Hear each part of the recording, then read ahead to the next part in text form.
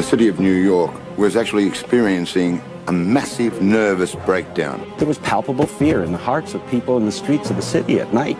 One man terrorized 16 million people. This was a mystery. Nobody had even a clue as to who was doing this. I lost my ability to love, have compassion. I became an animal. For 13 months, David Berkowitz prowled the streets, looking for young women to kill.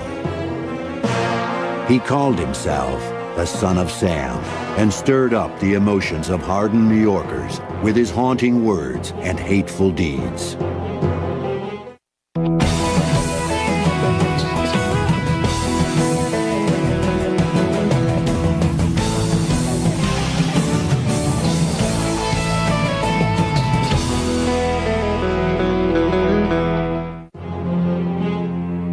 On Christmas Eve, 1975, David Berkowitz attacked a 14-year-old girl with a knife. As he tried to stab the girl through her winter coat, she screamed and struggled in his arms. Berkowitz cut himself with the knife. It was so traumatically horrible to him that he vowed that he could never do that again. But then his mind went to work and he tried to figure out a different way to do it. At his next attempt, and all the ones to follow, Berkowitz would use a far more impersonal weapon. I became virtually a killing machine, a machine of destruction. In the summer of 1953, Pearl and Nathan Berkowitz adopted a 3-day-old boy and brought him home to their small apartment in the Bronx. Little David was a blessing because the couple couldn't have children of their own. One of David's earliest memories was his parents telling him that he was adopted and that his real mother had died giving birth to him. Every time he and his parents would pass the Bronx County Courthouse where the surrogates court is located, they would point to it, tell him that that's where the judge awarded him to them because they loved him more than anybody in the world. Nathan Berkowitz worked 6 long days a week running a hardware store. Pearl was a homemaker who loved to show off her little boy. While David's childhood seemed normal enough, including Little League and occasional trips to Yankee Stadium with his father, David sensed early on that there was something wrong, something he could not express. My parents had such great hopes for me. They tried to raise me as best as I could, you know, and they fed me and clothed me and gave me love, but there was just something in me that would not respond to that love and pushed it away. I was so self-destructive. When David fought with other boys in the neighborhood, they would taunt him saying, "You're not a real kid, you're adopted." Maybe it's sort of like a Pinocchio cinch, you know, he was trying to be this real, live, biological boy, and somehow knowing that he was adopted made him feel less than genuine from day one. Worse than the shame he felt over being adopted was his guilt, knowing that his biological mother had died in childbirth. He would lie awake at night, fearing that his father was going to come and murder him in his bed because he had killed his biological mother. David's dark imagination was fueled by the many horror films he watched on television. He suffered from terrible nightmares, but was often too frightened even to speak about them. He would actually get in his closet, cover up with clothes and blankets that may have been in there, and stay there for hours, his family not even knowing where he was, tormented by these nightmares. Berkowitz hated school and would run home as fast as he could to be with his mother, whom he adored.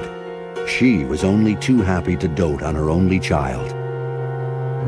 David, in turn, secretly poisoned his mother's parakeet to eliminate what he regarded as a rival for her affections. She never suspected her little angel. Despite David's adoration for his mother, he could also be cruel to her. We were talking about his aggression during childhood, and he described it this way: I was very vicious, you know, and mean towards her, meaning his adoptive mother, and used to throw things at her and hurl insults at her. When David was 10, his mother took him to see a child psychologist, but it didn't help. David was a secretive child, and no one was allowed into his world. When he was a preteen, 10, 11, 12 years old, he would tell about climbing out the window at night, down the fire escape, and roam the streets of New York City, he said, like an alley cat. The dark city alleys were a stark contrast to the light that David's mother brought into their home. Following Jewish tradition, she lit the Sabbath candles every Friday night. At the age of 13 in 1966, David had his bar mitzvah and read from the Bible in Hebrew. But the burden of his Jewish heritage only exacerbated his deep-rooted feelings of shame. "I'm not a proud Jew," he later wrote. "Jews are supposed to be honest, law-abiding, and respectful of parents. I am none of these. I am a disgrace." One night, shortly after his bar mitzvah, in a fit of adolescent rage, David said something cruel to his mother that he would have to live with for the rest of his life. She was on her way out to go to dinner, and he screamed at her, I hate you, I hope you die." And essentially that was the last time he saw her alive. Unbeknownst to anyone, she was in the advanced stages of breast cancer and collapsed at dinner that evening. The only person he really felt close to in the whole world wasted away in the cancer ward and then died. David cried for days. I was a lot closer to my mom than I was to my dad. My dad, he had to work all the time, 6 days a week. It wasn't his fault. And then I had trouble, lots of trouble all through my youth, emotional problems and things, mental problems. And when she died, of course, then I lost everything. David's loneliness intensified. He was extremely shy and blushed easily, especially around girls. He would ride his bike for hours, often to his mother's grave. He lingered in the cemetery, fascinated by the tombstones of people who died young. He wondered if the girls had been pretty. My dad used to cry and plead with me to come and talk with him. And he says, I don't even know you. You're my son. You're like a stranger. That's just the way I was. I don't know why. It was just these blocks that were up where I just didn't want to share nothing that was on my mind, nothing that was on my heart. I was a closed book, and that was that. Because of his chronic truancy, David barely graduated from high school. In 1971, the 18-year-old Berkowitz enlisted in the Army. He was full of patriotic fervor and fantasized about dying a heroic death in Vietnam. Instead, he was shipped to Korea and qualified as a sharpshooter with an M16 rifle. He tried to find a girlfriend among the Korean prostitutes who hung around the base, but he found the effort degrading. David wrote to his father, apologizing for being a burden and amounting to nothing in society. He wrote that he was sorry he turned out the way he did, stupid, hateful, ugly, destructive. Berkowitz begged his father to pretend he never had a son, to forget that he even existed. In 1973, as Berkowitz turned 20, the Army transferred him to Fort Knox, Kentucky. Out of his longing for companionship, he became involved with a Baptist church. He attended classes, read dozens of books, and soon was baptized. He was particularly impressed about how families were together on Sundays and when they prayed together. And he wanted this to be part of this group very, very much. All the preaching about evil, sin, and eternal damnation, however, constantly reminded Berkowitz of the bleak future that awaited him in hell. His religious fervor quickly extinguished. Berkowitz was also discovering that the Army was no place for him. After a series of disciplinary problems, he was discharged in 1974 and returned to New York. Eager for a fresh start, he enrolled at Bronx Community College. His father, too, had made a fresh start. Nathan remarried and decided to move to Florida and retire. Berkowitz resented his new stepmother and her daughter for invading his home and taking away his father. The 21-year-old began to feel that there was a mysterious force around him that repelled people. He referred to himself as de Schmutz, Yiddish for dirty one. His world was rapidly shrinking. Berkowitz moved into his own apartment and got a job as a warehouse security guard on the docks of the west side of Manhattan. From the depths of his loneliness, he began to think about the birth mother he never knew, the one whose death weighed on his conscience. Berkowitz would soon unravel the mystery of who he really was. What he found would propel him onto the street in search of blood. David Berkowitz began a desperate quest at the age of 21 to find out exactly whose son he really was. But instead of saving him from his misery, his journey to discover his birth parents would launch Berkowitz on a year-long killing spree. He had gone to one of these freedom of adoption movement meetings and told them the story of how his mother had died giving birth to him, and he had a father out there somewhere, and people laughing at him and said, you know, what are you laughing about? It's a tragedy. You know, my mother died. They said, man, that's what they tell all of us. Berkowitz called his adoptive father, Nathan, and demanded the truth. Nathan broke the news that David's birth mother was in fact alive. He explained that the adoption experts had advised against revealing the truth. Berkowitz was stunned. In an instant, he was delivered from a lifetime of guilt. He had not caused his mother's death after all. Berkowitz's adoption papers said that his real name was Richard David Falco, and that his parents were Betty and Tony Falco. He searched for them for months, but he kept hitting dead ends. Frustrated and lonely, Berkowitz, who had tried during his army years to find comfort in religion, now joined a cult of Satan worshippers. Berkowitz enjoyed the late-night rituals in the woods, the chanting, the drugs, and the opportunity to meet girls. He connected easily to the dark forces that the group worshipped. He even made a blood pact to serve the devil. I was chanting the names of Lucifer over and over, and I was calling out to him. I said, you know, son of the morning, and prince, my lord, you know, come into me right now, take control of this vessel. And I felt like I was being emptied of my own personality, and that something else somehow was coming in. The group gave Berkowitz a sense of belonging to a family, and he eagerly accepted their mission.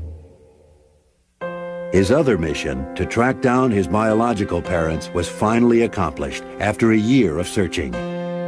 When he first spoke on the phone with his birth mother, Betty Falco, David's expectations soared. At last, he had found his normalness, his biology, the reason for his existence. And what he thought would be this glorious moment when he would find his real live mom and they would fall lovingly into each other's arms, turned into one of the moments, if not the moment, of his greatest disappointment. Berkowitz had fantasized about meeting a beautiful woman. What he found was a totally ordinary person, what he described as a nervous and frightened little woman. Betty apologized profusely for abandoning her little Richie. I remember him mimicking her and saying, "Oh, Richie, I'm sorry, in this sort of high, whiny voice, and putting his hands over his ears as he did that to try to shut out the sound that he recalled her making. Berkowitz hid his disappointment and told Betty that he loved her and forgave her because he knew she must have had a good reason for giving him up. Betty revealed to David that Tony Falco wasn't his real father. Betty Falco had secrets too. Betty, a daughter of poor Jewish immigrants, had married Tony as a teenager. After they had a daughter named Rosalind, Tony left Betty for another woman. Betty had then begun a long affair with Joseph Kleinman, a well-to-do Jewish businessman who was married with 3 children. In 1953, David was born. Kleinman would not tolerate the embarrassment of an illegitimate child.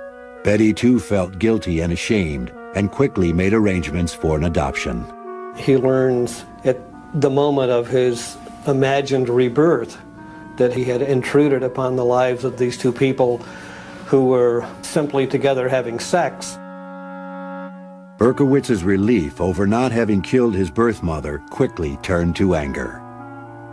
He later wrote, "Here I was, never wanting to be born in the first place, miserable, maladjusted, plagued with death fantasies, only to find out that I was unwanted, an accident after all."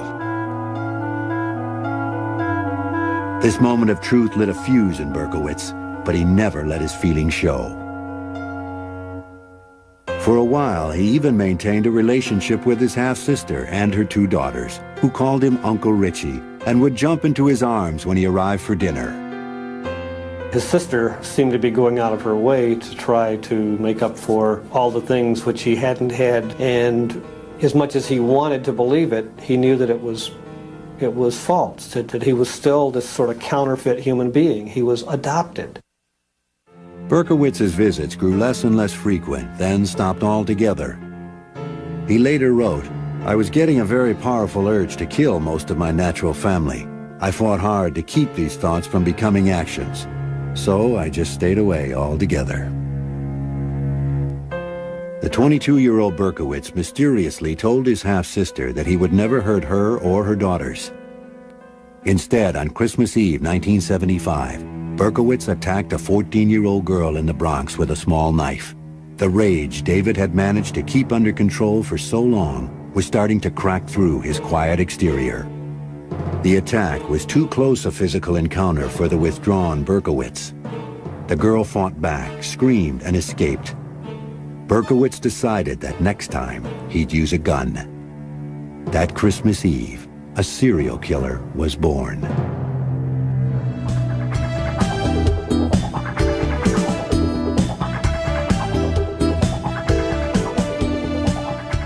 In the bicentennial spring of 1976, Berkowitz was still working as a night watchman, but he complained that he couldn't sleep during the day because of howling dogs belonging to his landlord.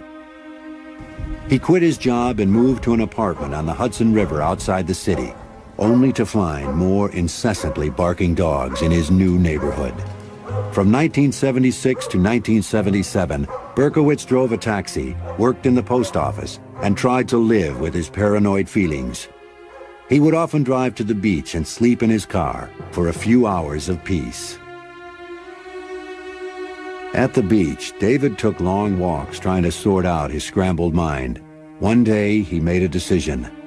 As he later explained in a letter, "I was determined that I must slay a woman for revenge purposes.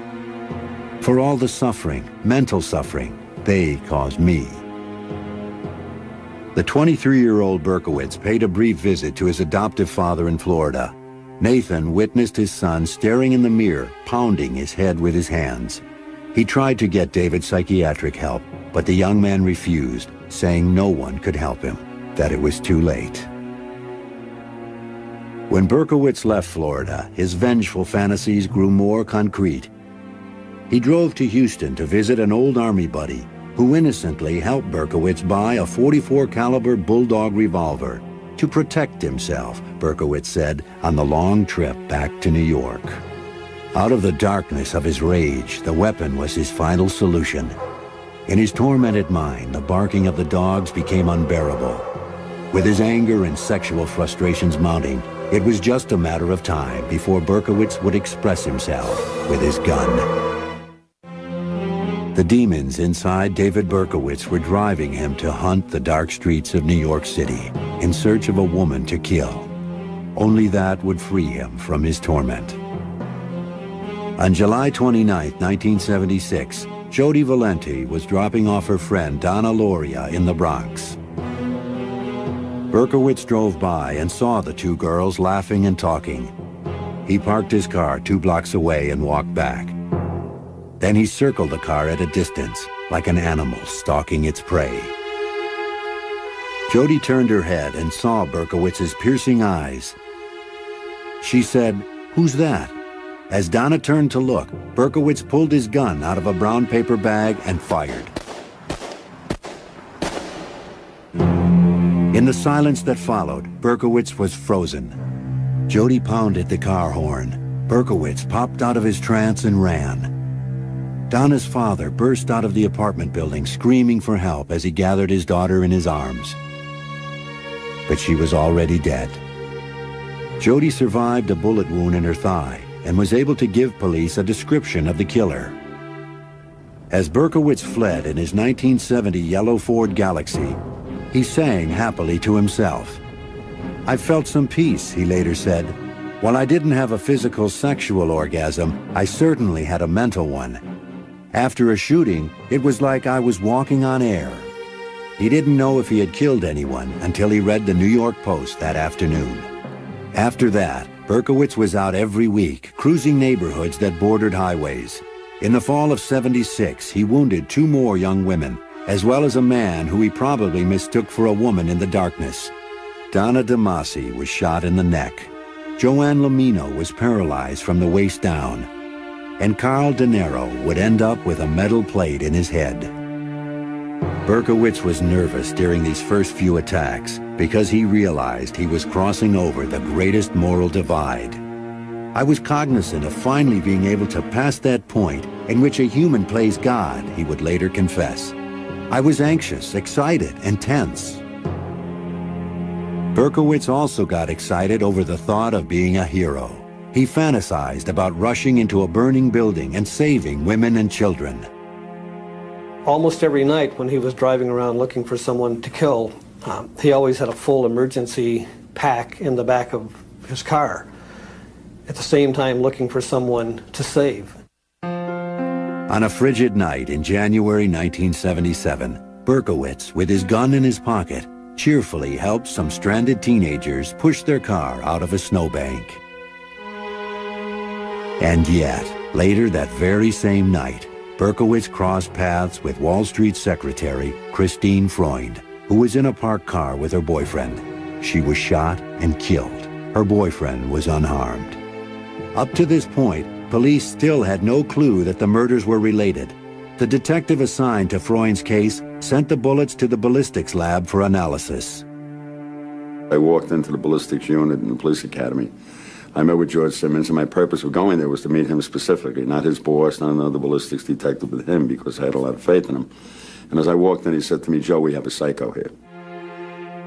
Simmons explained that he had seen the same bullets in 3 other shootings since July. He was convinced they all came from the same rare kind of pistol, but he couldn't prove it yet. The 5th attack took place on March 8th, 5 weeks after the murder of Christine Freund, and less than 100 yards away in Queens. Virginia Voskerichian, a college student, had come to the U.S. with her family from Bulgaria, and only a year before had been made an American citizen. It was 7:30 in the evening when she was walking home from classes. This guy walks up to her, and she sees the gun in her face and puts her school books in front of her. And he fires through the school books and puts a bullet in her brain. This time, police were able to match the bullets to the first murder. No one could deny that there was a serial killer on the loose. The police dubbed him the .44 caliber killer and braced for him to strike again. Panic seized the city. Women cut their hair short and dyed it blonde because they thought the killer was gunning for long-haired brunettes. I thought about the .44 caliber killer every day since it happened. I go to beauty school up the block, and most of the girls are wearing their hair up because they're afraid of the .44 caliber killer. They wear it up. One thing that I really don't do anymore is sit in parked cars. A month after Virginia was murdered, in April 1977, Berkowitz wrote his neighbor, Sam Carr, a very sober letter saying he would take legal action unless Carr took care of his howling dog. In this letter, Berkowitz revealed his longing for companionship, writing about a wife who didn't exist. He explained that he and his wife tried to take time off to be together. "Just the 2 of us," he wrote, "to sleep late, to make love, to read, etc. But the barking and the howling continued, and we had no peace." Berkowitz got no response from Sam Carr. The following week, he was on the hunt again. At 3 a.m. on April 17th, he was headed home when he saw 2 heads over the seat of a car. This was probably the worst night of my career.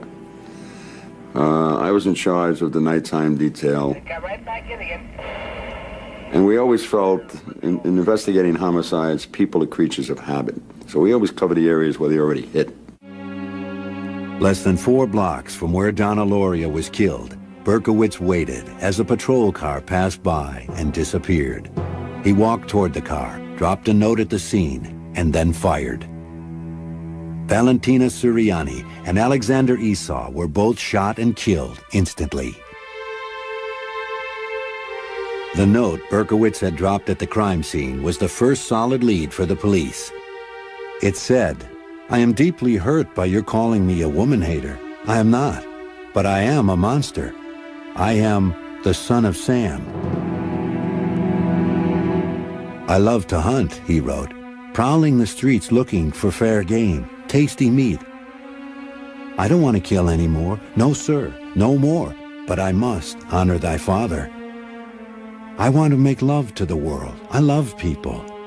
I don't belong on earth." He ended with a warning. "Let me haunt you with these words. I'll be back. I'll be back." Berkowitz had raised the stakes and police responded.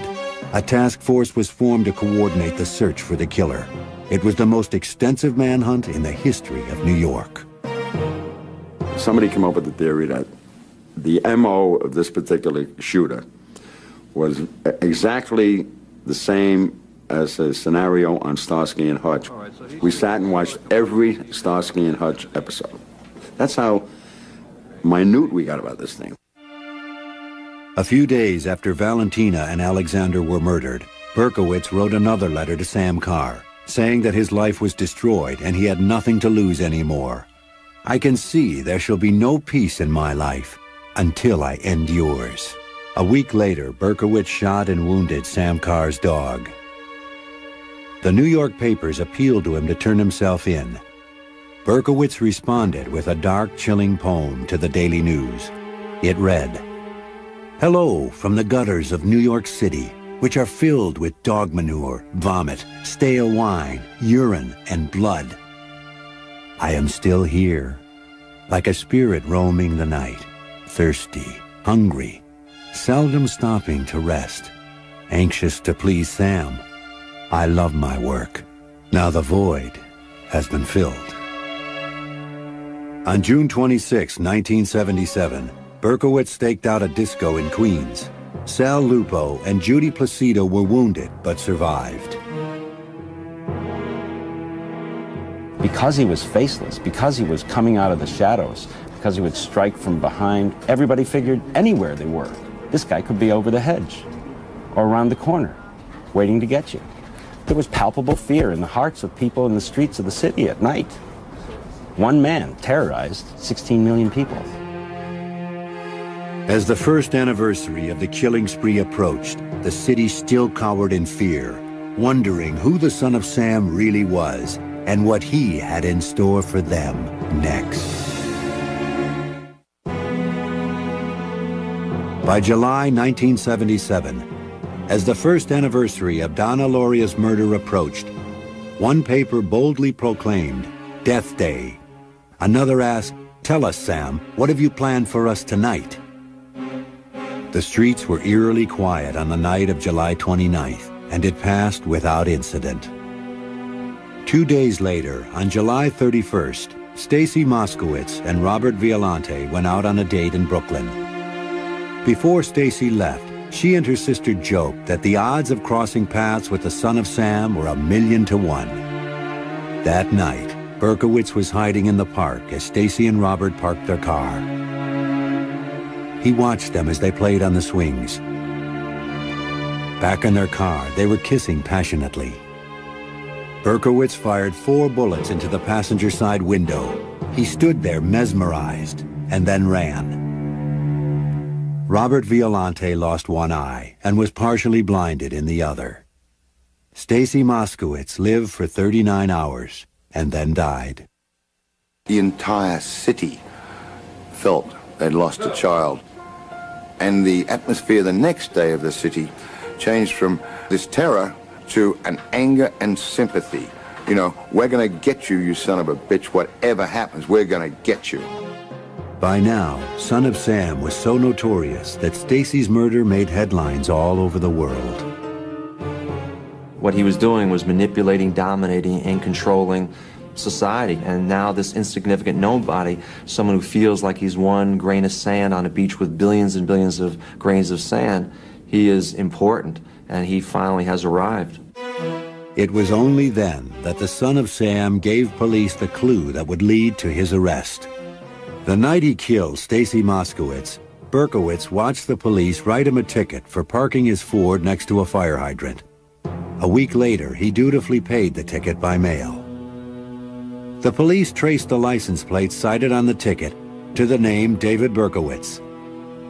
They quickly discovered that he had been sending harassing letters to a number of people, and that a man named Sam Carr claimed Berkowitz had shot his dog. Out of a pile of hundreds of tips and complaints from the public, Berkowitz's name appeared 3 times. On August 10th, 1977, a large team of detectives staked out Berkowitz's apartment. The end was anticlimactic. Berkowitz walked out of the apartment building with a brown paper bag and got into his car. A detective approached the car and told him to freeze. Berkowitz turned around and said, "Well, you finally got me." The officer asked, "Who do I have?" Berkowitz said matter-of-factly, "The Son of Sam." On the seat next to him in a brown paper bag is the .44 caliber gun that did all the shootings. No resistance, no shootout, no nothing. You got me. You got the Son of Sam. The police brought him in for questioning, and the media descended on them. He came almost in a spotlight. There was a surreal feeling about it. We're finally putting a face to horror and terror. Berkowitz confessed to all of the Son of Sam murders, revealing details that only the killer could know. He enjoyed talking about it. He enjoyed being able to give us what we and he only knew.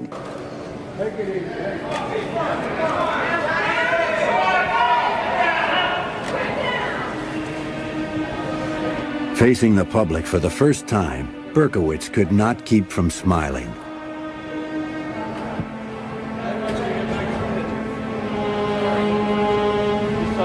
Berkowitz showed no obvious sign of his dark, vengeful interior.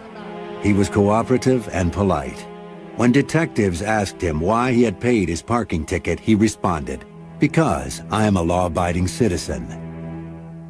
At a news conference, Nathan Berkowitz, now 68 years old, expressed his grief for the families of the victims. So forth. Did you have any possible thought it might be David? No, I did not. Upon learning that it is allegedly he, what was your immediate reaction, and how did you get the news? I cried.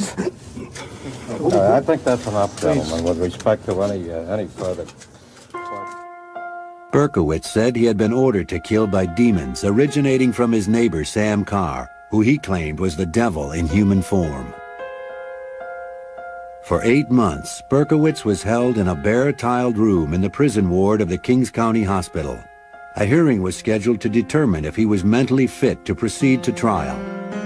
During the first few weeks of his incarceration, guards reported that the Son of Sam ate like a horse and slept like a baby. He rarely got upset and seemed to be indifferent to his plight. In tape-recorded interviews with psychiatrists, the Son of Sam tried to explain himself. And I had nothing against these victims. Who were these people to me? They were just people. I didn't hate them. I wasn't angry against them. So why did you do it? Well, Sam did it through me. He used me. He made me go out there and do it. I did it for him, for blood. Right outside Berkowitz's window at the Kings County Hospital, a death rally was staged. Many New Yorkers were filled with bitter hatred for Berkowitz, but none more so than the parents of the 6 murdered and 7 wounded young adults. After I saw what had happened to my boy's left eye, I had wished that his eyes could be taken out of his head for Robert's sake. And I hope he lives a long time with this in his heart. And I hope he never has a minute's peace. Never. Never. Just once I want to get my hands around his throat. He took something from me. So wouldn't you feel the same way? You'd want to get revenge, wouldn't you? And if anybody tells me no, I tell them they're sick. Mike Loria and millions of other New Yorkers, and I have to say myself too, said, you know, yeah, he's got problems, mental problems, but he deserves to die. He deserves to die for what he did. Sitting in his cell, Berkowitz began to feel the same way. Suicidal feelings overwhelmed him. In a letter, he wrote that he was a cursed person beyond hope. The court ruled that Berkowitz was fit to stand trial.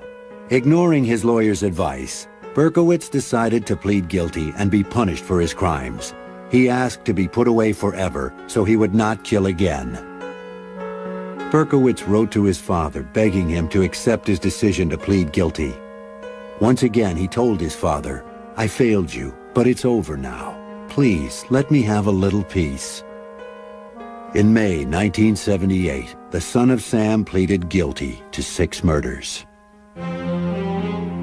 A few weeks later, on the day of his sentencing, David threw a tantrum and broke the restraints on his straitjacket. The officers subdued Berkowitz and brought him into the courtroom. They bring him into court, he's subdued, but he looks around, he spots Nasa Moskowitz, and he starts yelling at her, "Stacy was a whore! Stacy was a whore!" Before they could drag him out, Berkowitz screamed, "That's right, I'd kill her again. I'd kill them all again." Nasa Moskowitz was standing up screaming at him, "You son of a bitch, you killed my daughter, you're gonna get killed yourself." It was an astounding moment. Berkowitz was dragged from the courtroom biting and kicking. The sentencing was postponed. On June 13th, a greatly subdued Berkowitz stood before the court. The judge said, "It is this court's fervent wish that the defendant be imprisoned until the day of his death." The judge added that Berkowitz was an animal, and he wished he could have given him the death penalty. He was sentenced to 6 25-year-to-life consecutive terms and began his incarceration at the notorious Attica prison in upstate New York. The following year, in February 1979, Berkowitz announced that he had made up the story about the demons. At a press conference from Attica, he said he never heard voices, he was not insane, and he wanted nothing except to be left alone and to spend the rest of his life in prison. Later that same year, Berkowitz was almost killed by another inmate. Fearing retribution, Berkowitz refused to name his attacker. Following the attempt on his life, Berkowitz seemed to become more introspective about his crimes. He wrote in a letter that he did hate women, especially women who dance, he wrote, "I hate their sensuality." Berkowitz told a fellow inmate that he attacked women kissing in cars in order to prevent other illegitimate children from being born to suffer the way he did. Berkowitz settled into Attica and seemed to find some peace. For the next 14 years, he kept his silence with the public. Then, in 1993, Berkowitz came forward and revealed a new twist to the Son of Sam story that would capture the public's imagination once again. In 1993, David Berkowitz, after maintaining his silence in prison for 14 years, made a sensational announcement. He claimed that the Son of Sam killings were really the result of a satanic plot, that he had only killed 3 people, but was an accomplice in the others.